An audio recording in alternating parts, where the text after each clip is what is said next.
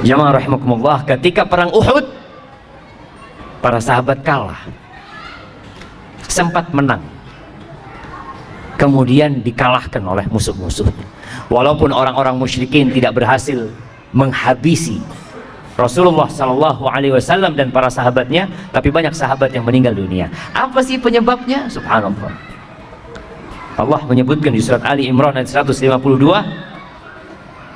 walaqad sadaqakumullahu wa'dahu ittahsunahum bi'idnih hatta idza fashiltum wa tanaza'tum fil amri wa 'asaitum min ba'di ma arakum ma tuhibbun. Nih, Allah janji dan Allah tepati janjinya. Bagaimana Allah berikan kemenangan kepada para sahabat ketika perang Uhud. Di awalnya Allah berikan kemenangan, tapi tatkala mereka gagal melaksanakan perintah Nabi Muhammad SAW, mereka bertikai. Ketika pasukan pemanah yang diperintahkan untuk tetap berada di tempat mereka, mereka mengatakan, mereka ribut di antara mereka sendiri.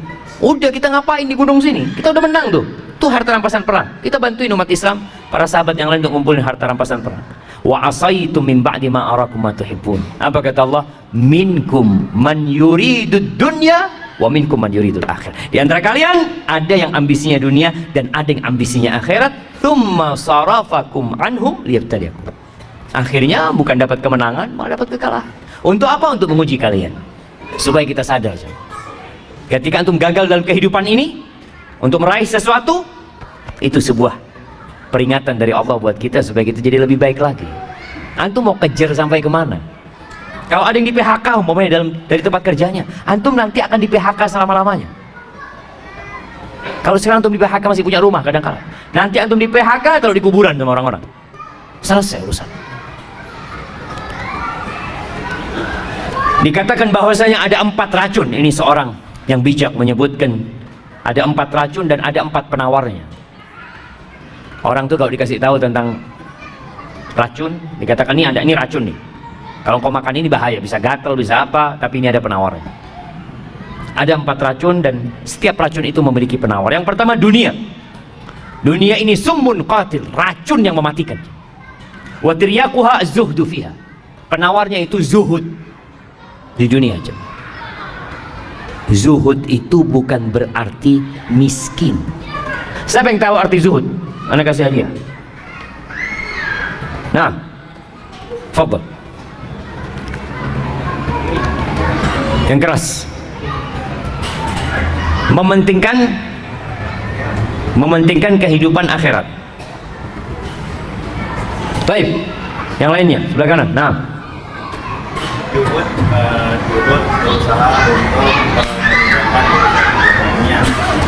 zuhud berusaha untuk meninggalkan urusan dunia, nggak kerja maksudnya. Lebih mengutamakan ke urusan akhirat, sama aja lah. Kasih hadiah yang kecilnya. Tapi yang lainnya, fadhal. Zuhud itu adalah menempatkan dunia pada tangannya, kemudian menjadikan akhirat itu di hatinya. Zuhud itu menempatkan dunia di tangan dan akhirat di hati. Masya Allah, lebih dalam lagi nih jemaah. Kasih yang besar, nggak apa jemaah. Baik. Nah, fadhal di belakang. Ya antum yang noleh ke belakang. Fadhal berdirilah biar kelihatan. Ini zuhud jemaah, berdirinya separuh. Nah, kenapa nggak berdiri? Masya Allah. Masya Allah. Fadhal kiri yang besar jemaah. Antum dengar jemaah? Tarku ma la yanfa' fil akhirah, meninggalkan hal-hal yang tidak bermanfaat di akhirat. Itu zuhud. Dia tadi semuanya zuhud. Tapi karena anak hafal yang ini, anak kasih yang besar hadiahnya. Nah, itu definisi Syekh bin Utsaimin rahimahullahu taala ketika mengatakan az-zuhdu tarku ma la yanfa' fil akhirah. Meninggalkan segala sesuatu yang tidak bermanfaat di akhirat. Kalau harta bermanfaat di akhirat, antum cari harta. Tapi buat akhirat tadi jamaah. Kalau ternyata jabatan itu bermanfaat buat akhirat antum kejar tuh jabatan. Tapi buat akhirat. Anak kayaknya Ustaz mau jadi ketua di KM masjid tuh. Antum jangan ambisi jabatan, bukan. Anak kalau jadi ketua DKM masjid, insya Allah anak makmurkan masjid nih. Artinya dia berusaha untuk meraih sesuatu yang bermanfaat buat akhirat dia, bukan buat dunia. Itu zuhud jamaah. Namun banyak yang Memahami zuhud itu miskin, ya bajunya compang-camping. Enggak jemaah. Bisa jadi orang itu Masya Allah dirut sebuah perusahaan, tapi dia zuhud. Bahkan ada orang-orang yang kaya raya nggak wajib zakat jemaah. Kaya raya nggak wajib zakat karena duitnya tiap bulan disodakohkan, sehingga pas penghitungan zakat nggak ada yang mau dizakatin, belum sampai nisabnya. Barakallahu fikum. Anda kok buka ini ya Mas? Astagfirullah. Yang pertama tadi dunia, racun yang mematikan, penawarnya adalah zuhud di dalamnya. Yang kedua, harta, mal. Allah mengatakan wa tuhibbunal mala hubban jama. Harta ini racun. Bahkan kata Nabi alaihi salatu wasallam, likulli ummatin fitnah wa fitnatu ummati al-mal. Setiap umat itu ada fitnah, dan fitnah umatku itu harta. Antum lihat pembunuhan yang terjadi, apa penyebabnya? Harta. Kakak beradik tidak bertegur sapa, apa sebabnya? Harta. Wallahi jamaah, kalau antum lihat bagaimana harta ini membuat banyak nyawa melayang, tali silaturahim terputuskan, racun harta ini. Terus apa penawarnya? Zakat dan sodako. Kalau antum sudah sodako, masa antum mau makan hartanya orang? Enggak lah, anak buat akhirat anak. Kalau bicara sodako nggak diterima kalau sodako dari yang haram, nggak ada gunanya antum. Maka bersihkan harta antum dengan zakat dan perbanyak sodako. Kemudian dikatakan termasuk racun itu al-kalam, ngomong. Ada orang itu dikasih bala, suka ngomong, suka bicara. Terus apa penawarnya? Zikrullah, sering berzikir. Jadi antum kepingin ngomong, ahsan zikir. Kepingin ngomong lagi, ahsan zikir. Karena ada orang yang terfitnah ngomong terus kerjanya. Kalau nggak ngomong, sekarang ngomongnya pakai tulisan. Komen terus kerja, Masya Allah, itu nggak ada kerjaan gitu.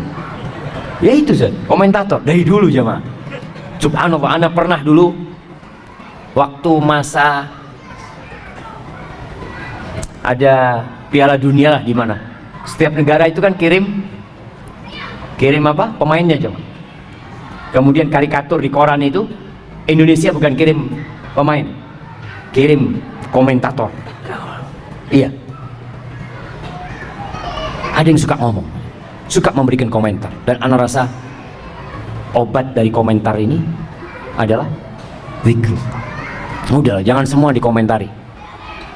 Untuk mengucapkan Masya Allah, Subhanallah, Astagfirullah, Allahu Akbar, itu akan lebih indah.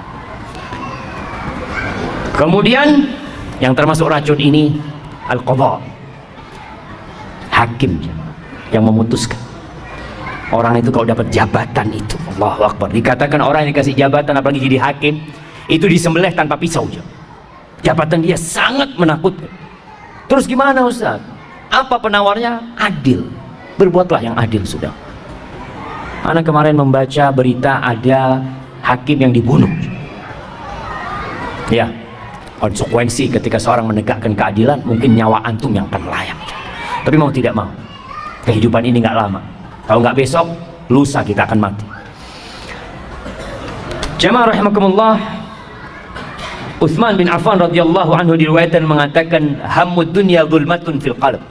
Ambisi dunia itu menyisakan kegelapan di dalam dada, di dalam hati. Antum nggak bisa tidur, bingung. Ketika mikirin dunia, wallahi antum bingung. Wa hammul akhirah nurun fil qalb. Tapi ambisi akhirat itu cahaya di hati. Jadi ketika antum berambisi untuk akhirat, terang antum melihat jalan hidup ini jemaah. Terang. Antum tidak akan berada dalam kegelapan. Dan yang terakhir, berkaitan dengan tema kita hari ini, Rasulullah sallallahu alaihi wasallam banyak berdoa. Mengatakan Rabbana atina fid dunya hasanah wa fil akhirati hasanah wa qina adzabannar. Antum perbanyak nih doa.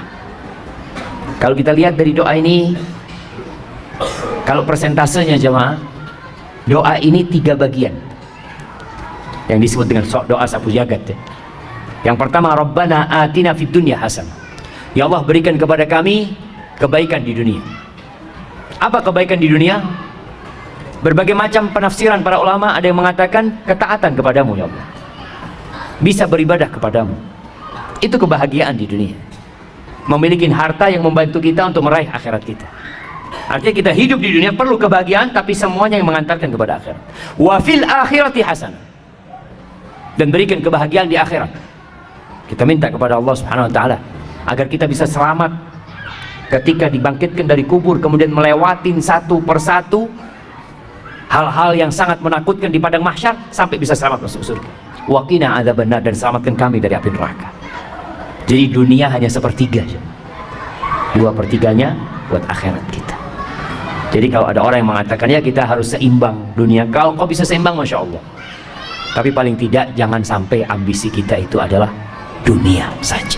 Silahkan bekerja, silahkan mengais rezeki, silahkan mengumpulkan harta, tapi tetap semuanya untuk akhirat antum.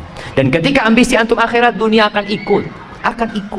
Antum akan dapat anak-anak yang soleh, istri yang soleha, keluarga yang sakinah, mawaddah, penuh dengan rahmat. Allahu Akbar. Baik, kita masuk ke sesi tanya jawab. Masya Allah.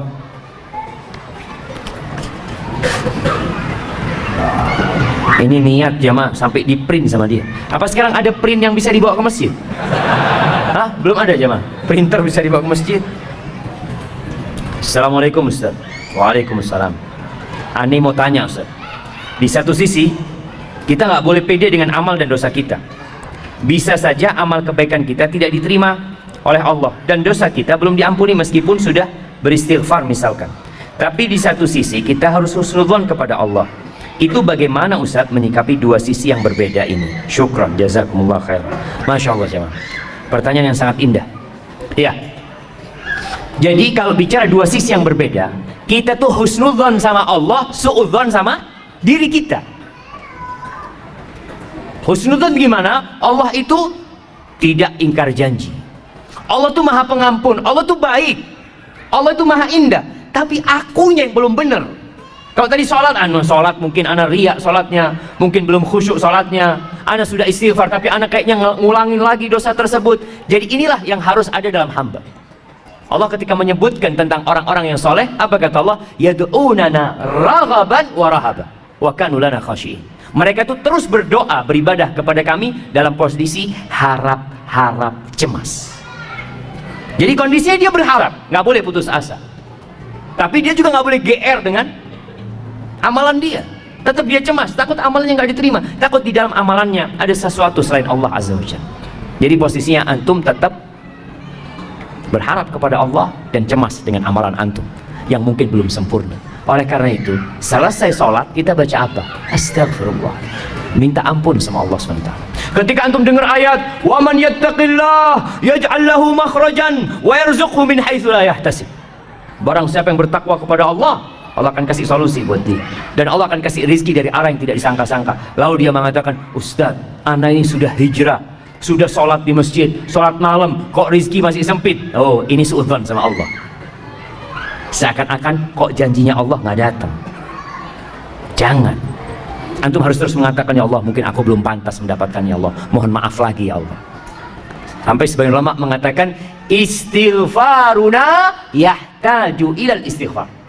Istighfar kita itu perlu istighfar jemaah. Kita udah istighfar, masih perlu istighfar lagi. Karena mungkin istighfar kita belum dari hati. Maka seperti itu yang dimaksud, kita husnudzon sama Allah tapi suudzon sama diri sendiri. Hadza wallahu a'lam. Ustaz, mohon nasihatnya. Bagaimana sikap kita dengan sudah bolehnya jam pulang kantor? Dengan sudah bolehnya jam pulang kantor, tetapi belum bisa pulang karena khawatir dengan pimpinan di kantor dianggap tidak loyal. Bahkan di kemudian hari disindir-sindir jika pulang lebih awal sesuai jam kantor. Syukran Ustaz, jazakumullahu khairan. Dan nasihat untuk pemimpin tersebut, barangkali beliau hadir juga.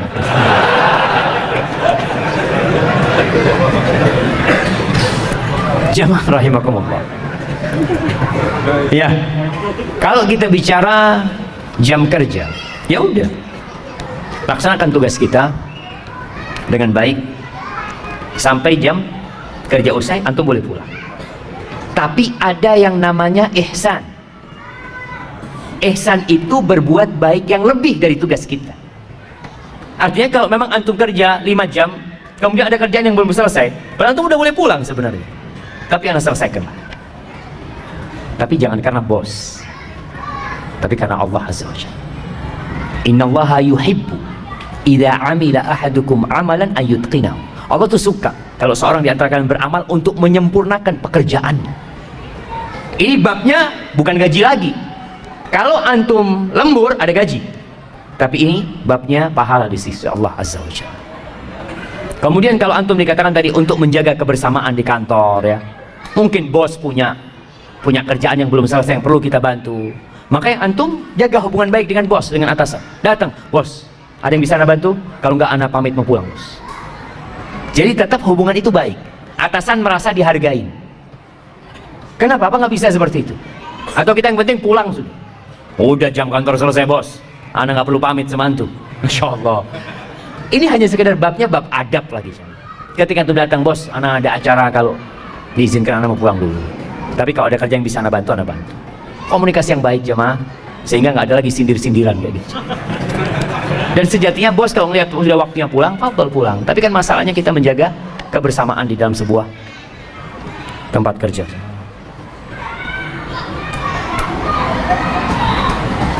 Assalamualaikum Ustaz, saya seorang penanggung jawab di toko dan dari manajemen menyuruh wajib memasang aksesoris pernak-pernik Natal di toko yang saya pimpin. Apa sikap yang harus saya lakukan? Jazakallahu khairan. Ahibati fillah, kita ini hidup di negeri yang beragam agamanya, dan alhamdulillah keberagaman itu bukan hal yang baru di dalam Islam. Di kota Madinah pun, Masya Allah, Rasulullah SAW bertetanggaan bukan dengan orang Nasrani, tapi dengan orang Yahudi yang terkenal permusuhannya dan kedengkiannya kepada umat Islam, tapi saling menghargai. Namun kalau urusannya ibadah, ini urusannya dengan ibadah mereka, maka kita hendaklah tidak ikut-ikutan dalam peribadatan mereka, karena ini urusan dengan akidah, keyakinan.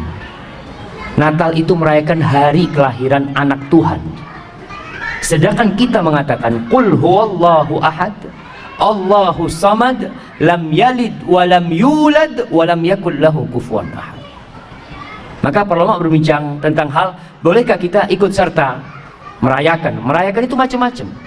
Salah satunya dengan tadi membuat sebuah, ya kalau bicara pasang aksesoris yang mengingatkan kalau ini memang adalah menyambut hari Natal mereka. Yang Nasoro silahkan yang Nasoro mengadakan, membuat hal itu, tapi yang Muslim la jangan. Karena kita diajarin sama Allah, lakum dinukum waliyadin. Dulu jemaah, orang-orang musyrikin itu kebingungan bagaimana menghadang derasnya arus orang masuk Islam. Kebingungan mereka. Dan orang-orang yang masuk Islam itu nggak bisa keluar dari Islam. Yang benar Islam. Di masa Nabi Muhammad SAW, Abu Sufyan ditanya, adakah orang Islam? Yang tanya siapa? Raja Romawi, Heraklius. Adakah orang yang masuk Islam kemudian keluar karena benci sama agamanya? Benci sama agamanya? Nggak ada. Nggak ada. Bilal disiksa seperti itu, nggak keluar dari Islam. Sumayyah dibantai, disiksa sampai mati, nggak keluar dari Islam. Khabbab bin Ard dibakar jemaah, dibakar di atas api sampai kering punggungnya itu, mati itu arangnya, dan dia nggak keluar dari Islam. Bingung orang-orang musyrikin.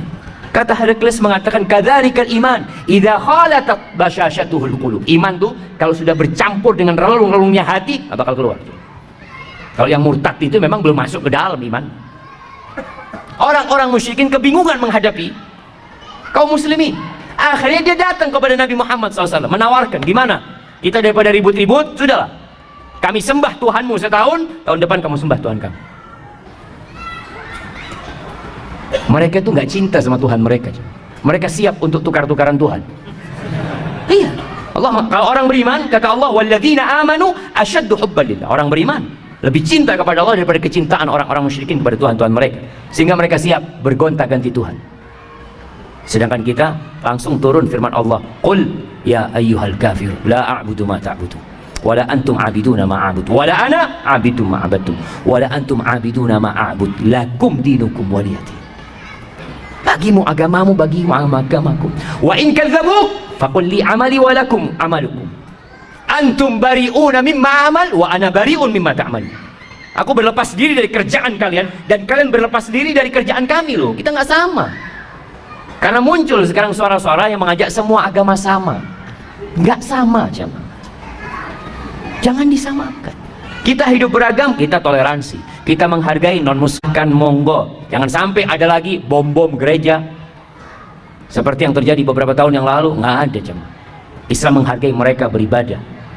Selama mereka tidak memerangi, bertetanggaan dengan mereka. Mereka punya anak, kita ucapkan selamat, nggak apa-apa. Antum kasih hadiah, kasih oleh-oleh buat anaknya, kasih pakaian, ini toleransi. Tapi kalau anaknya Tuhan yang lahir, enggak. Iya jemaah, kita katakan enggak. Afwan, akidah ana mengatakan Allah itu ahad, lam yalid wa lam yulad, jelas. Kalau antum yang punya anak, anak kasih hadiah, ana ucapkan selamat. Itu Islam seperti itu. Kemudian ada orang, oh enggak toleransi. Ana ingat, baca sejarah sampai hari ini, siapa sebenarnya yang mengajarkan toleransi kepada dunia? Siapa sebenarnya? Dan siapa yang sebenarnya intoleransi? Andalusia, bukti toleransi dan intoleransi. Spanyol itu bukti toleransi dan intoleransi. 800 tahun umat Islam ada di sana, orang-orang Nasara hidup damai, aman, dan tidak dipaksa masuk Islam. Tidak dipaksa masuk Islam. Dan orang-orang Nasara di dalam negeri Islam tidak dipaksa pakai bajunya umat Islam. Enggak. Bahkan mereka harus pakai baju khusus. Engkau pakai bajumu, pakai bajumu, pakai atributmu, tunjukkan atributmu yang memang diperbolehkan. Jadi nampak ada perbedaan jemaah. Ada muslim, ada non muslim. Nggak dipaksa, oh kamu non muslim harus pakai bajunya umat Islam, harus pakai peci apa, enggak. 800 tahun umat Islam di sana, orang-orang Nasrani hidup damai. Hanya dalam hitungan beberapa tahun, nggak sampai 10 tahun mungkin jemaah, Ratu Isabella dan Raja God menguasai Andalusia. Tidak ada satupun muslim di Spanyol. Imam mereka dibunuh dan dibanteng, tidak mau masuk Nasara, atau mereka diusir, atau mereka masuk ke dalam agama mereka. Itu gambaran toleransi dan intoleransi. Berangkatlah antum ke Palestina, lihat bagaimana toleransi umat Islam sejak Umar bin Khattab menerima kunci Masjidil Aqsa. Umar terima tuh kunci Masjidil Aqsa. Orang-orang Nasara hidup damai. Selesai mereka hidup damai di sana. Orang-orang Yahudi hidup damai. Mereka berhak ibadah sesuai dengan agama mereka. Tapi ketika kaum salibis masuk ke Palestina, itu ceritanya orang Nasara sendiri yang melihat peperangan itu ya. Itu darah sampai ke tengah betis. Anak-anak disembelih, dilemparkan dari menara-menara Masjidil Aqsa. Tahun 400-an Hijriah kejadian itu. Kenapa sih kok hilang toleransi itu? Ya kalau engkau berkuasa menang, ya silahkan. Seperti yang dilakukan umat Islam ketika menang Nasara, dipersilahkan untuk beribadah. Dan berbeda ketika Salahuddin Al-Ayyubi kembali menguasai Masjidil Aqsa. Apakah dia balas dendam, dibunuh kembali itu anak-anak orang Nasara? Lah. Jangan anak-anak orang Nasara, pemimpin kaum salibis disuruh pulang, fadhol kau pulang.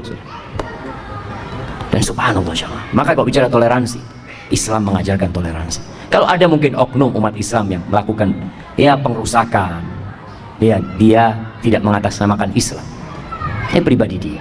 Tapi ingat, kita jaga kebersamaan kita di negeri ini. Kita tunjukkan bahwa Islamlah yang mengajarkan toleransi. Dan semoga Allah Azza wa Jalla menjadikan kita orang-orang yang menegakkan agamanya. Hadza wallahu a'lam. Ustaz, bagaimana dengan ambisi jabatan? Karena dengan jabatan bisa memperoleh gaji besar agar bisa pergi haji dan umroh. Masya Allah. Kalau ambisinya haji dan umroh, tafadhol.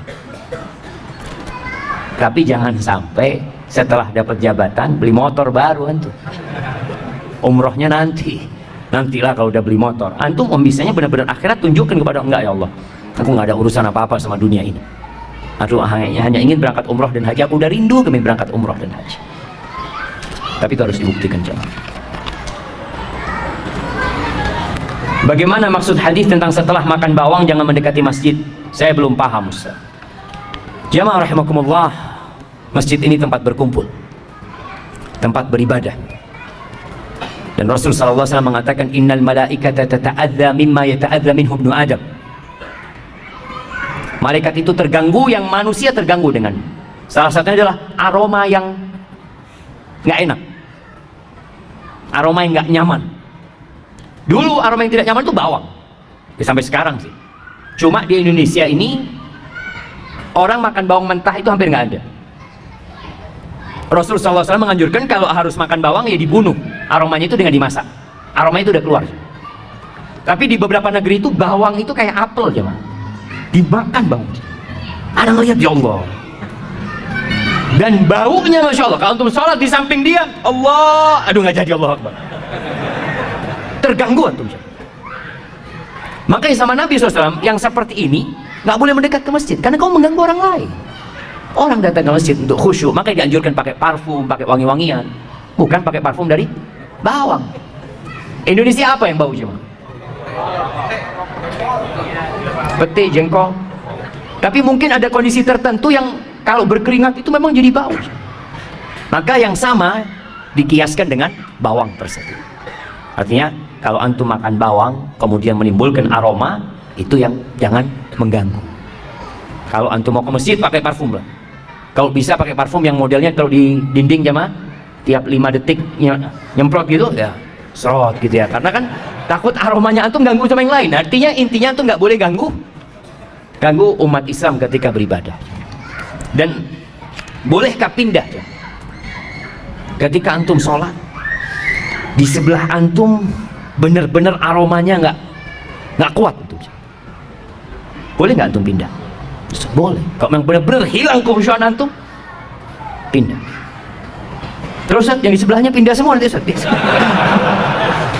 Artinya antum pindah ke belakang umpamanya, yang belakang maju ke depan. Allahu Akbar. Ana ditipu sama fulan.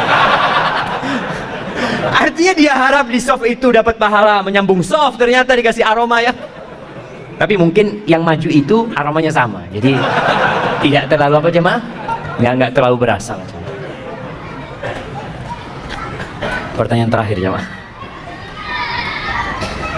Ustaz, ana mau bertanya Ustaz. Saat ini ana dan suami alhamdulillah sudah mengenal sunnah. Tapi suami ana kalau dibangunkan sholat subuh susah banget Ustaz. Sampai pernah ana nyerah untuk bangunkan sholat. Apakah harus dengan cara keras Ustaz? Agar suami ana tidak susah dibangunkan. Walaupun susah pada akhirnya sih tetap sholat Ustaz. Tapi jalannya kalau sudah azan sudah selesai. Mohon nasihatnya Ustaz agar ana tetap sabar membangunkan suami ana sholat subuh. Syukran Ustaz. Allah Azza wa Jal berfirman, wa'mur ahlaka bis salati wastabir 'alaiha. Perintahkan keluargamu itu untuk sholat dan sabarlah menghadapinya. Ini perintah sejatinya buat suami kepada istri dan anak-anak, karena dia pemimpin, dia yang tanggung jawab. Tapi apakah kalau istri melihat suaminya tidak sholat kemudian dia diamkan? Enggak. Ada bab namanya watawasau bil haq, saling mewasiatkan dalam kebenaran dan kebaikan. Bahkan Rasul SAW menceritakan tentang seorang istri yang membangunkan suaminya untuk sholat malam, yang kalau suaminya nggak mau bangun, dia percikan air. Tinggal sekarang bagaimana membuat suami bangun subuh. Kadang-kala suami nggak bisa bangun karena tidurnya terlalu malam. Ada sebabnya. Maka sebabnya inilah yang dihilangkan. Yang kedua, mungkin ada cara yang lebih elegan bangunkan suami. Bikinkan kopi. Bang, cium nih bang. Aduh, ayo bang minum bang. Minum bangun, tidur lagi insya Allah enggak lagi. Artinya tetap dengan adab dan etika. Ada seorang ustadz cerita. Ustadz ini cerita di Jogja kejadian. Ada seorang, ya sama nih suami istri. Suaminya susah dibangunin subuh. Istrinya ini jago karate. Suatu hari karena udah jengkel jemaah, digampar suami. Itu langsung bangun suami jemaah. Nggak pernah lagi kalau istrinya bangunin, bang langsung bangun dia. Tapi nggak boleh jemaah. Dosa yang seperti itu jangan. Dia tetap dengan cara yang baik, jangan ditiru gitu loh. Ya, seperti itu. Anda mohon maaf jemaah, banyak pertanyaan yang tidak bisa dijawab. Mudah-mudahan lah antum bisa tanyakan kepada ustadz yang lainnya. Itu yang bisa Anda sampaikan pada kesempatan kali ini. Apabila benar yang Anda sampaikan itu dari Allah Azza wa Jal, kalau ada yang salah dan kurang berkenan, itu dari diri Anda pribadi. Allah dan Rasul yang terbebaskan dari kesalahan itu. Subhanakallahumma bihamdika asyhadu an la ilaha illa anta astaghfiruka wa atubu ilaik. Assalamualaikum warahmatullahi wabarakatuh.